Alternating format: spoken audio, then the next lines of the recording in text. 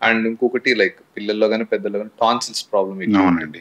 So, ఈ tonsils problem కూడా మన హోమియోపతిలో మెడిసిన్స్ ఉన్నాయి. ఉంటుందండి. టాన్సిల్స్‌కి చాలా మంచి ట్రీట్మెంట్ ఉంటుంది.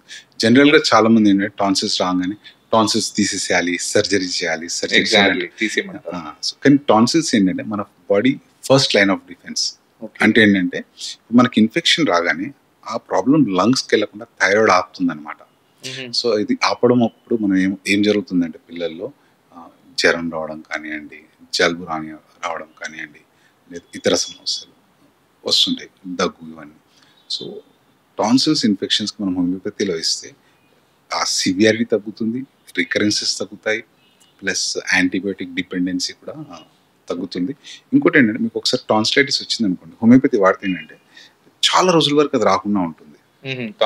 రాకుండా ఉంటుంది. బట్ పిల్లలు మళ్ళీ బాగా చల్లవి తీసుకోవడం, అలాంటి డ్రాస్టిక్ వెదర్ చేంజెస్ ఉంటే రావచ్చు. But long standing relief homeopathy చాలా బాగా పనిచేస్తుంది. ఇంకా టాన్సిల్స్ తీసేయకుండా సర్జరీ కూడా అవసరం లేకుండా చాలా కేసెస్లో చేయొచ్చు మనం హోమియోపతి ట్రీట్మెంట్.